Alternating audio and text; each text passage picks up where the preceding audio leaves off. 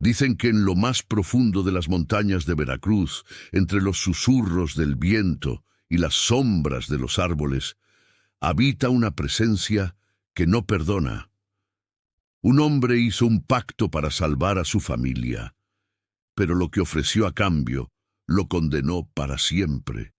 El pacto, una vez que lo haces, no hay vuelta atrás. Era el año 2019, pero en Bellavista el tiempo parecía detenerse. Crecí en ese rancho, apartado entre las cumbres de Veracruz, un lugar tan aislado que a veces parecía que el resto del mundo no existía. Los días eran largos, bajo un sol abrasador, y las noches eran aún más largas. Bellavista lo llamaban, pero esa belleza se desvanecía en cuanto el sol caía. Los árboles, esos mismos que en el día parecían guardianes silenciosos, por la noche se convertían en gigantes amenazantes. El viento, siempre presente, hacía que las hojas parecieran susurrar, como si la tierra misma estuviera viva, murmurando, lamentándose. Jamás me acostumbré a esos sonidos. Nadie lo hizo. La vida nunca fue fácil en el rancho. Éramos 9 en total, 8 hermanos y yo.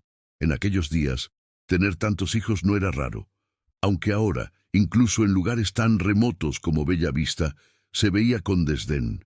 Mi madre murió cuando yo tenía solo 6 años. Ella sabía que moriría. Siempre lo supo. Mi padre, con voz quebrada, nos contaba que antes de morir, mamá le dijo que su pobreza la había condenado. En ese momento, no entendí sus palabras, pero con el tiempo, lo hice. Cada uno de nosotros cargaba con esa condena, en silencio. Mi abuela Eustolia vino a vivir con nosotros después de que mamá falleció. Era una mujer dura, fría como el viento que azotaba las montañas. Nunca tuvo compasión. Nos culpaba por la muerte de mamá, como si nuestras risas infantiles, como si nuestras travesuras, hubieran sido lo que la llevó al sepulcro. No importaba cuánto nos esforzáramos, nunca fue suficiente. Las noches eran largas y llenas de reprimendas, y los días estaban llenos de trabajo. Beto, mi hermano Beto, era lo único que me mantenía cuerdo en ese lugar. Él era solo 2 años mayor que yo, y a pesar de todo, siempre lograba hacerme reír. Nos escabullíamos juntos, lejos de las miradas vigilantes de Eustolia, y pasábamos horas en los campos, jugando entre los borregos y los árboles. Al principio nadie le creyó. ¿Cómo creer algo así? Una mujer flotando.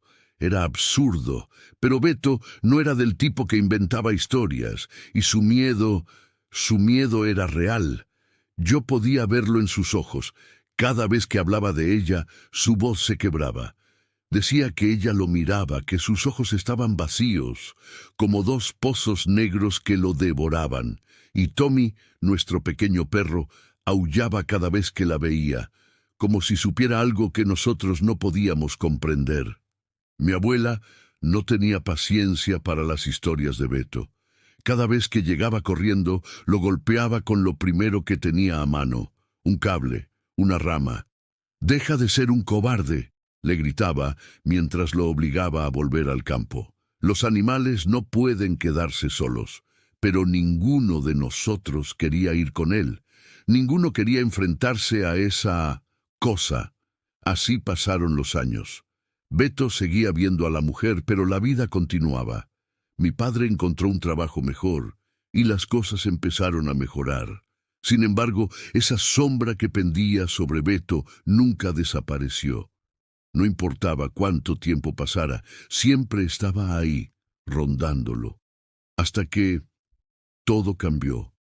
Yo tenía 15 años cuando mi padre enfermó gravemente.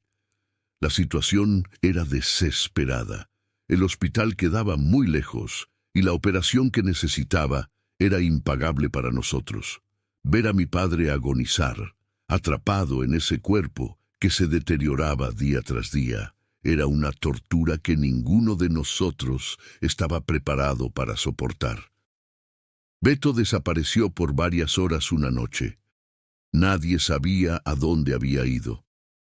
Cuando regresó, nos dijo que había conseguido el dinero, que al día siguiente llevaríamos a mi padre al hospital para que lo operaran. Todos lo miramos con incredulidad. ¿Cómo había conseguido tanto dinero? No había nadie en Bellavista que tuviera esa cantidad. Pero Beto nos dijo que no preguntáramos, que lo importante era que nuestro padre estaría bien. Yo sabía que algo andaba mal, algo en su mirada, algo en la manera en que evitaba nuestras preguntas me decía que había hecho algo horrible. Finalmente, no pude aguantar más. Lo enfrenté. Le pregunté de dónde había sacado el dinero. Y fue entonces cuando me lo contó. Todo. Cada detalle maldito. Beto me dijo que había hecho un pacto con el diablo. Había ido al campo, al lugar donde siempre veía a la mujer. No sabía qué más hacer. Y esa noche, entre los árboles, bajo el cielo negro, le pidió al diablo que le ayudara. Dijo que no tenía opción, que si no hacía algo, perderíamos a nuestro padre, como habíamos perdido a nuestra madre. Y entonces, en la oscuridad, apareció ella, aquella mujer, esa cosa. Se acercó a él. Era aún más aterradora de lo que la había descrito antes. Su piel era de un verde enfermizo, y en sus ojos había dientes. Su boca, goteando sangre, lo miraba como si disfrutara de su sufrimiento. Le dijo que el diablo la había enviado, y que podía darle el dinero, pero a cambio debía entregar una vida. Si tomaba el dinero y no cumplía con el sacrificio, uno de nosotros, su propia sangre, moriría y su alma sería arrastrada al infierno. Beto no sabía qué hacer. El miedo lo paralizaba, pero no podía dejar que nuestro padre muriera. Así que desenterró el dinero. Sabía que estaba condenado, pero no había otra opción. Me lo contó todo esa noche. Me dijo que había ido a ver a unos sicarios que operaban en los alrededores. Les pidió trabajo, con la esperanza de que podría cumplir con su deuda sin tener que elegir a quién matar. Y esos hombres, sin hacer preguntas, lo enviaron a matar al dueño de una miscelánea que se negaba a pagarles. Beto hizo lo que tenía que hacer. No tuvo opción. Me lo dijo entre lágrimas. Nunca lo había visto tan roto, tan descompuesto. Sabía que lo que había hecho no podía deshacerse. El diablo había cobrado su precio, y él había pagado. La vida continuó, de alguna forma.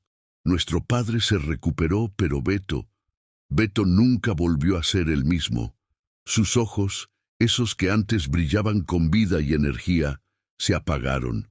Y yo sabía que tarde o temprano el precio sería aún más alto. Sabía que aquella mujer, que el diablo no había terminado con él.